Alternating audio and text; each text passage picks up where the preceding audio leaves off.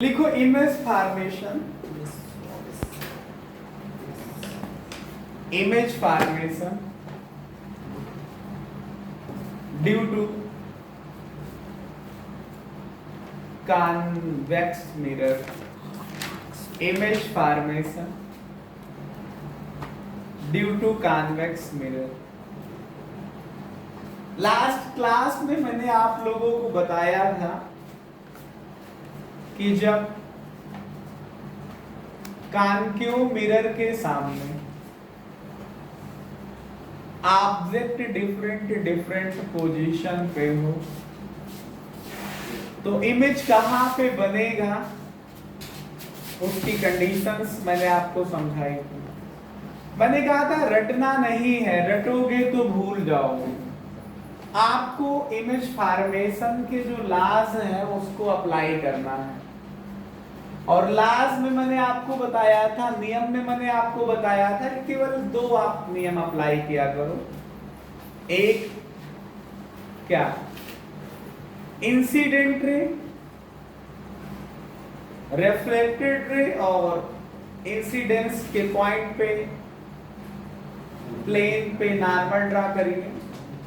तीनों को एक ही प्लेन पे खींच लीजिए और एंगल ऑफ इंसिडेंस को एंगल ऑफ रिफ्लेक्शन के बराबर ले लीजिए।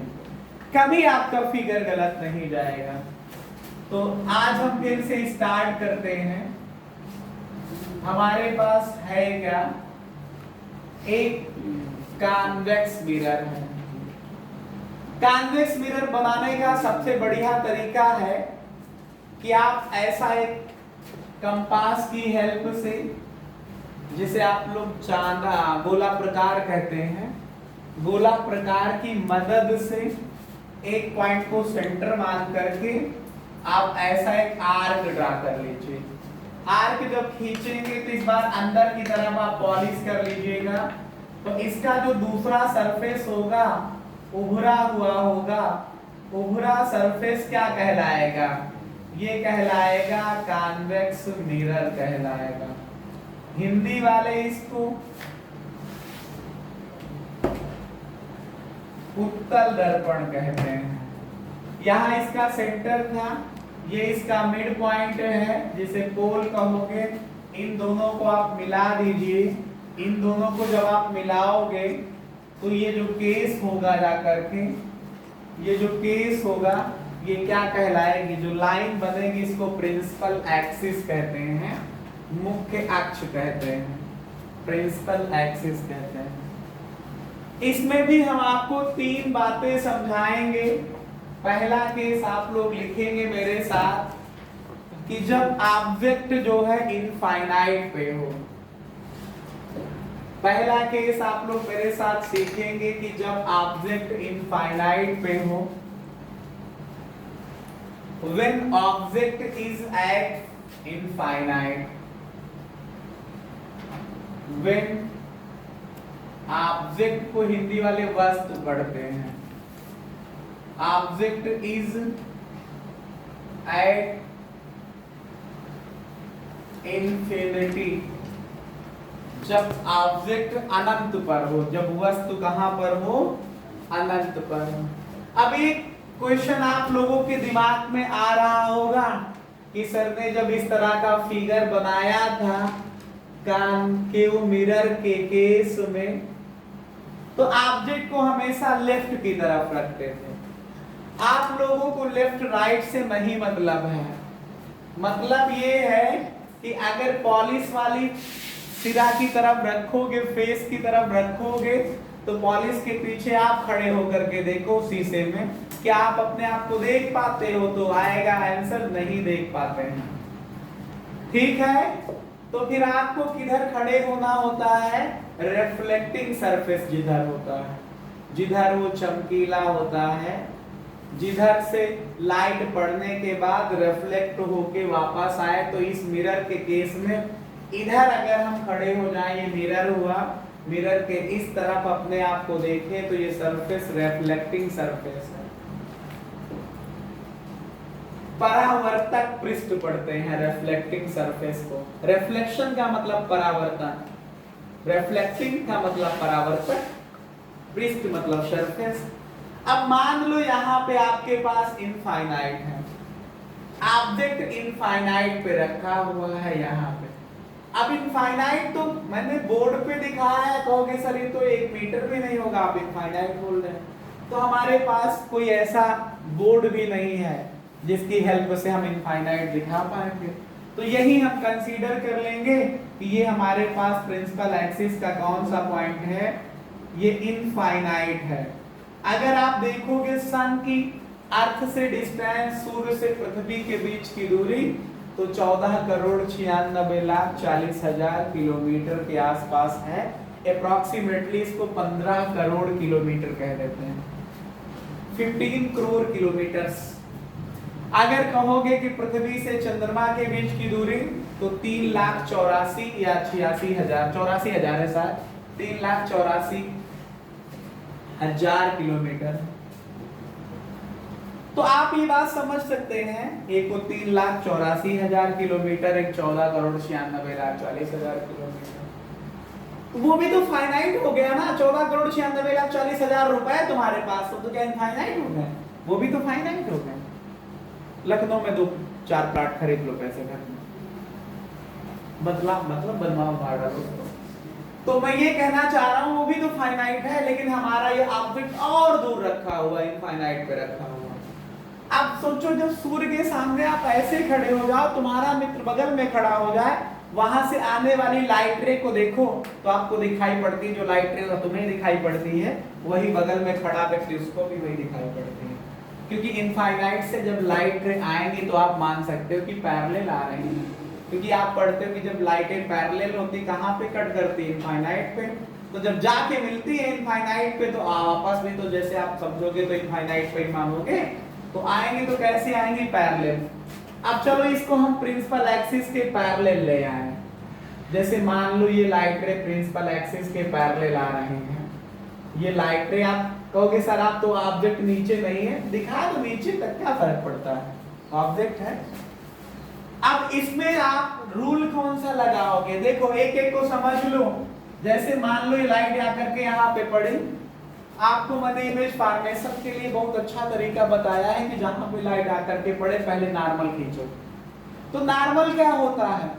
आपको पता है कि सर्किल की तरह दिख रहा आपको, सर्किल के इस पॉइंट को अगर हम सेंटर से मिला देंगे तो जो लाइन बनेगी जाकर के ये रेडियस का काम करेगी। किसका काम करेगी? आप लोग स्केल की हेल्प से मिलाओगे इसको, किसका काम करेगी? ये रेडियस का काम करेगी। तो इसको बढ़ा दो तो ये रेडियस नॉर्मल हुई जाकर के कि नहीं?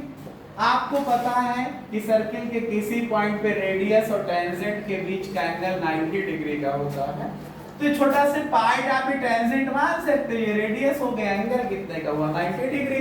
दैट मींस ये नॉर्मल हुआ। अगर ये नॉर्मल है, अगर ये नॉर्मल है, अभिलंब है, तो ये आपके पास क्या इंसिडेंस एंगल हो गया है। अब लाइट जितने डिग्री पे आई थी उतने पे वापस चली जाएगी, तो जितने डिग्री का ये एंगल बना है लगभग स्केल की मदद से उतना बना लो।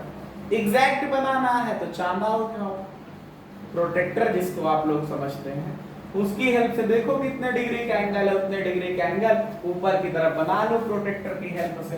तो मान लो ये ऐसे आया, इतने डिग्री का एंगल ये आर हुआ, तो लाइट रे जितने डिग्री पे आई है उतने पे वापस चली जाएगी। एक रूल कहता है कि अगर आप इसको पीछे मिलाओगे तो जिस पॉइंट पे मिलती समझ में आती थी, कौन सा पॉइंट होता था? फोकस। फोकस। और हमने आपको बता रखा है सी से पी के बीच का जस्ट मिड पॉइंट होता है फोकस। इस वजह से ज्यादा नॉर्मल वार्मल के चक्कर में पड़ो चाहे ना पड़ो, सीधा आप फोकस पे इसको डाट डाट करके मिला दो। दूसरे को भी यहाँ से अगर आपको रिफ्लेक्ट कराना है तो ऐसे इसको ले जा करके ये दिखा दो, इसको दिखाना है तो ये दिखा दो। कहोगे सर इमेज कहाँ पे सभी काटती हुई प्रतीत हुई, कहाँ पे? फोकस। कहाँ पे? फोकस पे। तो इमेज की प्रॉपर्टी को अगर लिखना चाहोगे आप, प्रॉपर्टी इमेज की लिखना चाहोगे तो पहला क्या? एक तो डिमिनिश है, डिमिनिश्ड है, मतलब एकदम से बिंदु ऑब्जेक्ट। इमेज जो है वो पॉइंट इमेज बनी जाकर के बिंदु प्रतिबिंब बना। फिर दूसरा कहां पे बना? कहां पे बना? एट फोकस पे बना, कहां पे बना, फोकस पे बना, फोकस पे बना, FOCUS लिखना आप लोग, फोकस पे बना। तीसरा कहां पे बना, तीसरी बात ये है कि जिस तरफ ऑब्जेक्ट है उस तरफ नहीं है, मिरर के अंदर की तरफ बना, बिहाइंड मिरर लिख सकते हो, बिहाइंड मिरर मतलब मिरर के पीछे बना। चौथा अगर आपको बात करना है तो ये एक्चुअल में नहीं है ऐसा, ये वर्चुअल इमेज है, वास्तव में ऐसा नहीं हो रहा है। क्यों फिर ऐसा हो रहा है, आपकी आंखें, ऑब्जेक्ट इधर रखा है मिरर के सामने, तो आपकी आंखों को जब ये लाइट जाएगी, ये जाएगी और ये वाली आएगी, आंख पे पड़ेगी, तो आपको लगेगा कि सर लाइट यहां से आ रही है। क्यों ऐसा लगेगा, क्योंकि एक मीडियम में जब लाइट रे ट्रेवल करती है तो सीधी रास्ता से निकलती है, सीधे पाथ को फॉलो करती है, मतलब स्ट्रेट पाथ पे मूव करती है, चलती है, ठीक है। इस वजह से आपको लगेगा कि यहाँ से ये लाइट रे, ये लाइट रे, ये लाइट रे आ रही हैं, तो जहां से आ रही है वहीं पे इमेज समझ में आएगी। आप देखोगे तो ऑब्जेक्ट आपको यहाँ नहीं दिखाई पड़ेगा, आपको यहाँ समझ में आएगा। ऑब्जेक्ट जहां पे समझ में आए वही तो इमेज कहलाएगी। तो इस तरह से करते हुए ये पहला केस हो जाएगा। दूसरा केस आप लोग मेरे साथ इसको केस बनाएंगे, दूसरे केस को।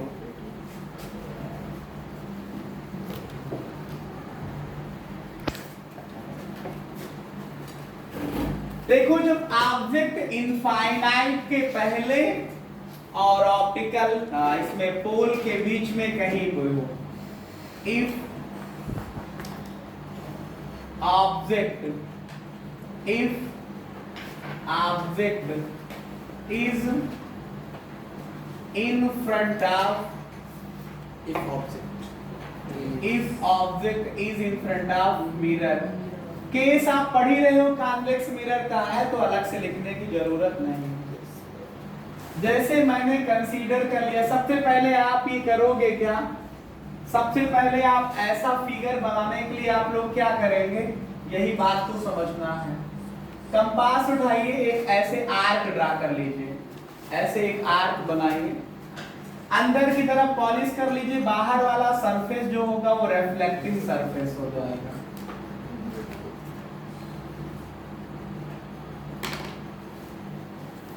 बाहर वाला सरफेस क्या होगा, रिफ्लेक्टिंग सरफेस होगा। जहां से इस आर्क को खींचा होगा वो सेंटर बनाइएगा, थोड़ा आर्क लंबा लीजिएगा, 10-15 सेंटीमीटर के आसपास अच्छा बनेगा। फिर ये आपके पास इसका मिड पॉइंट, ये मिरर के मिड पॉइंट को आप पोल कह दीजिए और C से P तक की डिस्टेंस नाप लीजिए, उसको नाप करके आधा कर दीजिए, जो आए उतनी दूरी को नाप लो, ये मिड पॉइंट हो जाएगा, ये फोकस कहलाएगा। जैसे मान लेते हैं ऑब्जेक्ट आपके सामने ये रखा है, आपके सामने का मतलब मिरर के सामने, AP ऑब्जेक्ट ये है। अब ऑब्जेक्ट ये है तो पहली लाइट रे को आप लोग हमेशा मैंने बताया है कि प्रिंसिपल एक्सिस के पैरेलल लेके आइए, ये पैरेलल आ रही है, पैरेलल आने वाली लाइट रे कहां जाएगी, पैरेलल आने वाली लाइट रे को सीधा फोकस से वापस करा दीजिए कि लगेगा कि फोकस से जा रही है वापस, ये ऐसे वापस निकल जाएगी। दूसरी लाइट रे को आप कहां पे फोकस कराओगे, सीधा पोल पे ले जाइए, पोल पे ले जाइए, पोल पे जाने के बाद जितने डिग्री पे आ रही है उतने डिग्री पे कंपास की हेल्प से, चाहे प्रोटेक्टर की हेल्प से नाप लीजिए। अब आपकी आंख की तरफ एक लाइट रे ये वाली जाएगी, दूसरी लाइट रे ये वाली जाएगी, दोनों को जब आप मिलाओगे तो आपको लगेगा कि बैक साइड में लाइट रे यहां से आ रही है। कहां से फील होगा, कहां से अपीयर होगा कि ये दोनों आपकी आंख पे जब पड़ेंगे जाकर के, थोड़ा इनको दूर तक लंबा दिखा देना, तो आपको लगेगा कि यहां से मिल करके आ रही है। तो यहाँ पे आपके पास एक छोटी सी इमेज दिखाई पड़ जाएगी, नाम दे देना A', B'। तो अगर इमेज के नेचर के बारे में अगर आप देखो कि इमेज का नेचर कैसा है, तो पहली बात तो डिमिनिश है, डिमिनिश कह दो या स्मॉलर देन ऑब्जेक्ट कह दो, मतलब ऑब्जेक्ट से छोटी है। कैसे है, smaller than object, smaller than object. वस्तु से छोटी इमेज बन रही है।